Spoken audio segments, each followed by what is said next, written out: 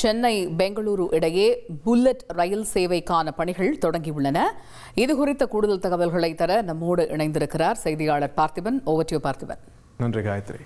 நேர்களே, சென்னைக்கு மிக மிக அருகில் வரக்கூடிய அந்த ரியல் எஸ்டேட் விளம்பரங்கள்லாம் நம்ம நிறைய பார்த்துருப்போம் சில வருடங்களுக்கு முன்னாடி. அந்த மாதிரி இப்போது சென்னைக்கு மிக மிக அருகில்னு நம்ம பெங்களூரு மாநகரம் சொல்லலாம் என்ற அளவுக்கு நிலவரம் மாற இருக்கிறது. அதுக்கு காரணம் இந்த அதிவேக ரயில் திட்டம். இன்னும் நமக்கு புரிகிற மாதிரி சொல்லணும்னா புல்லட் ட்ரெயின்.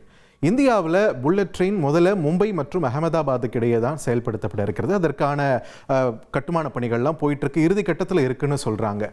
ஸோ அடுத்ததாக எந்த ஊருக்கு இந்த புல்லட் ட்ரெயின் வரப்போகுது அப்படின்னு கேட்கும்போது அதுக்கான பதில் தான் இங்கே சென்னை டு பெங்களூர், பெங்களூர் டு சென்னை. இந்த பாதை தற்பொழுது இந்த புல்லட் ட்ரெயினானது கிடைக்க இருக்கிறது அப்படின்றத பார்க்குறோம். ஸோ சென்னை டு பெங்களூரு இந்த அதிவேக ரயில் வழித்தடம் அமைந்தால் இரு மாநகரங்களுக்கான பயண தூரம் பாருங்க 1 மணி நேரம் 13 நிமிடங்கள் என்ற அளவுக்கு குறைய இருக்கிறது. ஸோ அந்த அளவுக்கு ஒரு 2 மாநகரங்களையும் ஒரு வெல் கனெக்டட் ஜோனா மாற்றுறதுக்கான ஒரு திட்டம் தான் இந்த அதிவேக ரயில் வழித்தட திட்டம்.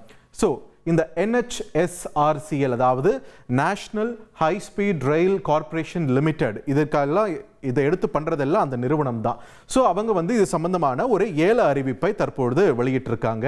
சென்னை மற்றும் பெங்களூரு இடையேயான ஒரு பாதையில் இந்த புல்லட் ட்ரெயின், அதே மாதிரி டெல்லி மற்றும் வாரணாசி இடையேயான மற்றும் ஒரு புல்லட் ட்ரெயின், இந்த திட்டங்களை அமைப்பதற்கான பூர்வாங்க பணிகள் தற்பொழுது தொடங்கி இருக்கின்றன. பல்வேறு நிறுவனங்களும் இதில் கலந்துக்கிட்டு யார் இதை ஜெயிக்க போகிறாங்க அப்படின்றதெல்லாம் நிறைய எதிர்பார்ப்பு இருக்குது. இது அமலுக்கு வரும் பட்சத்தில் இந்த புல்லட் ட்ரெயினை பொறுத்த வரைக்கும், இந்த அதிவேக ரயிலை பொறுத்த வரைக்கும் மணிக்கு 350 கிலோமீட்டர் வேகம் அதிகபட்சமாக இதனுடைய ஸ்பீட் லிமிட்டாக இருக்குது. அதே நேரத்தில் சராசரியாக ஒரு ஆவரேஜ் ஸ்பீட் லிமிட்டே பார்த்தீங்கன்னா 250 கிலோமீட்டர் வேகம் என்ற அளவில் இருக்கிறது. அதனால தான் சென்னைக்கும் பெங்களூருக்கும் ஒரு 1.5 மணி நேரத்தில், மிஞ்சி போனால் 1.5 மணி நேரம் தான், அதுக்கு தாண்டறதுக்கு வாய்ப்பே கிடையாது. அந்த வேகத்தில் போய் சேர்வதற்கான, இணைப்பதற்கான ஒரு திட்டமாக இது பார்க்கப்படுகிறது. அதனால தான் சென்னைக்கு மிக மிக அருகில் பெங்களூரு அப்படின்னு நம்ம சொல்கிறோம். ஸோ இந்த நிலையில் இந்த பயண பாதை எப்படி இருக்க போகுது அப்படின்றத நம்ம பார்த்துடலாம். பெங்களூருவின் பைப்பனஹள்ளி அந்த இடத்துல தான் டெர்மினல் இருக்குது. அங்கிருந்து கிளம்பக்கூடிய ரயிலானது ஒயிட்ஃபீல்ட், கோடிஹள்ளி, கோலார் வழியாக அப்படியே ஆந்திர மாநிலத்திற்குள்ள நுழையுது. அங்கே சித்தூர் வழியாக நுழைந்து அப்படியே இங்கே பரந்தூரும் ஒரு நிலையமாக ஆல்ரெடி இந்த திட்டம் ஆரம்பிக்கும் போதே இதில் இணைக்கப்படும் அப்படின்னு சொல்லியிருக்காங்க. பரந்தூர்லேருந்து அப்படியே பூந்தமல்லி, பூந்தமல்லியிலிருந்து சென்னை சென்ட்ரல், எப்படி இதனுடைய பாதையானது அமைய இருக்கிறது. ஸோ முனையம்னு பார்த்தோம்னா அங்கே பெங்களூரு பைப்பனஹள்ளி, இங்கே இந்த பக்கம் சென்னை சென்ட்ரல், இடையே ஒரு 6 ரயில் நிலையங்கள் அப்படின்றது தான் தற்பொழுதைய திட்டமாக இருக்கிறது. ஆனால் இதில் மாற்றங்கள் ஆப்வியஸ்லி வரதான் இருக்குது. ஏன்னா பார்த்தீங்கன்னா இந்த ஸ்டேஷன்ஸ் இப்போது சொல்லியிருக்கக்கூடிய ஸ்டேஷன்ஸில் சில இடங்களில் மாறுவதற்கான வாய்ப்பு இருக்குது. குறிப்பாக கோடிஹள்ளியில் மாற்றம் வருவதற்கான வாய்ப்பு இருக்குன்னு சொல்கிறாங்க. பரந்தூரில் மாற்றம் வருவதற்கான வாய்ப்பு இருக்கிறது. ஏன்னா ஏர்போர்ட் அமையுமா அமையாதா அப்படின்ற ஒரு கேள்வி தொடர்ந்துகிட்டே இருக்கு இல்லையா?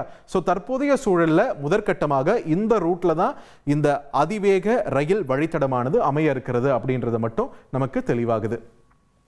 ஸோ இந்த அதிவேக ரயில் வழித்தடம் 3 மாநிலங்களை கவர் பண்ணுது அப்படின்றத பார்க்குறோம். அந்த வகையில் அதிகபட்சமாக தமிழ்நாட்டில் 133 கிலோமீட்டர் தூரம் பயணிக்குது, ஆந்திராவில் 72 கிலோமீட்டர் தூரம் பயணிக்குது, கர்நாடகாவில் 101 கிலோமீட்டர் தூரம் என்ற அளவுக்கு இந்த அதிவேக ரயில் வழித்தடமானது அமைய இருக்கிறது. மொத்தமாக பார்த்தீங்கன்னா ஒரு 306 கிலோமீட்டர் என்ற ரேஞ்சில் இது கவர் பண்ணுது அப்படின்றதையும் நம்மளால் புரிஞ்சிக்க முடியுது. ஸோ இந்த புல்லட் ரயிலை பொறுத்த வரைக்கும் பார்த்தீங்கன்னா சுரங்கப்பாதை அப்படின்றது எப்பயுமே ஒரு முக்கியமான ஒரு விஷயமா தான் பார்க்குறோம். இந்த கட்டுமானங்கள் இதெல்லாம் பொறுத்த வரைக்கும் அதாவது மும்பை மற்றும் அகமதாபாத் இடையே இதுக்கு எவ்வளவு முக்கியத்துவம் தந்து அங்கே வேலைகள் போயிட்டு இருக்கு அப்படின்றதையுமே செய்திகளில் கடந்த காலங்களில் பார்த்தோம். அந்த வகையில் சென்னை பெங்களூரு இடையே இருக்கக்கூடிய இந்த அமைய இருக்கக்கூடிய இந்த பாதையில் சென்னை சென்ட்ரலை அணுகக்கூடிய இடத்துல சுரங்கப்பாதை அமைய இருக்கிறது. 3.87 கிலோமீட்டர் நீளத்திற்கான ஒரு சுரங்கப்பாதை. அதே மாதிரி இங்க வேலூர் மாவட்டத்தை ஒட்டி இருக்கக்கூடிய பகுதிகளில் கவுண்டன்யா வனவிலங்கு சரணாலயம் அமைஞ்சிருக்கு. அங்க மலைக்கு அடியில் ஒரு சுரங்கப்பாதை 14.79 கிலோமீட்டர் நீளத்திற்கு அமைய இருக்கிறது. அப்படியே பார்த்தோம்னா பெங்களூரு நகரில் இருக்கக்கூடிய பெங்களூரு முனையம் பைப்பனஹள்ளி, அந்த முனையத்துக்கிட்டையும் ஒரு சுரங்கப்பாதை 15.92 கிலோமீட்டர் நீளத்திற்கான சுரங்கப்பாதையானது அமைய இருக்கிறது. ஸோ இந்த திட்டத்தை பொறுத்த வரைக்கும் பார்த்தீங்கன்னா சுரங்க ரயில் நிலையங்களும் அமைக்கப்பட இருக்கின்றன. இப்போ சென்னையில் சில மெட்ரோ ஸ்டேஷன்ஸ்லாம் பூமிக்கடியில் நம்ம சுரங்க ரயில் பாதையை தான் நம்ம பயன்படுத்துகிறோம் இல்லையா? அதே மாதிரி இந்த மெட்ரோ ஸ்டேஷன்ஸ் மாதிரியே இங்கே இந்த புல்லட் ட்ரெயினுக்கான ஸ்டேஷன்ஸும் சென்னை சென்ட்ரல், ஒயிட்ஃபீல்ட் மற்றும் பைப்பனஹள்ளி, இது பைப்பனஹள்ளியும் சென்னை சென்ட்ரலும் முனையங்கள் திட்டங்கள், இங்க ஒயிட்ஃபீல்ட் ஸ்டேஷன், இது எல்லாம் வந்து பூமிக்கு அடியில் சுரங்க ரயில் நிலையமாக அமைக்கப்பட இருக்கிறது அப்படின்ற ஒரு தகவலையும் வெளியிட்டிருக்காங்க. ஸோ இந்த நிலையில நம்ம முன்னாடி இருக்கக்கூடிய கேள்விகள் 2 பிரதானமான கேள்விகள். ஏற்கனவே சொன்ன மாதிரி பரந்தூர் விமான நிலையத்துடைய எதிர்காலம் என்னன்னு ஒரு தெளிவில்லாத நிலையில பரந்தூர்ல இதுக்கான ஒரு ஸ்டேஷன், அந்த புல்லட் ட்ரெயினுக்கான ஒரு ஸ்டேஷன், அந்த நிலையம் சாத்தியமா, அப்போ வந்து இது மாறுதா, வேற ஒரு இடத்துக்கு இந்த ஸ்டேஷனை மாற்றுவாங்களா, அரக்கோணம் மாதிரியான வேற ஏதாவது ரூட் வந்து இதில் மாற்றப்படுமா, இந்த மாதிரி நிறைய கேள்வி இருக்கு.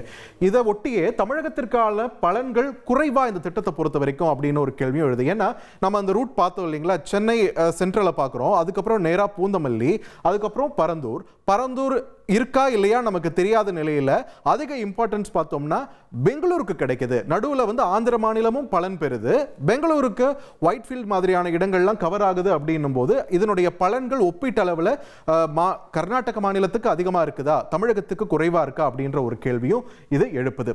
ஸோ இந்த நிலையில் ஒரு பக்கம் பெங்களூரு மற்றும் சென்னைக்கு இடையேயான இந்த அதிவேக ரயில் வழித்தடத்திற்கான ஏலம் அறிவிக்கப்பட்டிருக்கக்கூடிய நிலையில் சென்னை மற்றும் ஹைதராபாத்துக்கு இடையே எப்போது அமைய இருக்கிறது இந்த புல்லட் ட்ரெயின் சேவை அப்படின்ற ஒரு கேள்வியும் இப்போ எழுந்திருக்கு. ஏன்னா இவங்களோட ப்ராஜெக்டோடைய விஷயம் என்னன்னு பார்த்தீங்கன்னா, மும்பை பூனேலேருந்து ஹைதராபாத்தை கனெக்ட் பண்ணி, ஹைதராபாத்தில் இருந்து சென்னை, சென்னையிலிருந்து பெங்களூரு, பெங்களூருலேருந்து மறுபடியும் ஹைதராபாத், ஒரு முக்கோணம் அமைய இருக்கிறது இங்கே தென்னகத்தை பொறுத்த வரைக்கும். ஸோ தற்போது சென்னை பெங்களூர் கனெக்ட் பண்ணிட்டா அடுத்தது சென்னை ஹைதராபாத்னு தான் சொல்லியிருக்காங்க. ஸோ அதுக்கான ஒரு கோரிக்கையும் தற்பொழுது வலுத்திருக்கிறது. அதே நேரத்தில் சென்னை ஹைதராபாத், சென்னை பெங்களூரு 2 வழித்தடத்தையும் இணைக்கக்கூடிய இடமா திருப்பதி இருக்கணும், திருப்பதி ஒரு இணைப்பு இடமா இருக்கணும், ஒரு டிரான்சிட் ஹப்பா இருக்கணும் அப்படின்ற ஒரு நகர்த்தல்களை ஆந்திர அரசு, சந்திரபாபு நாயுடு தலைமையிலான ஆந்திர அரசும் மேற்கொண்டிருக்கிறது.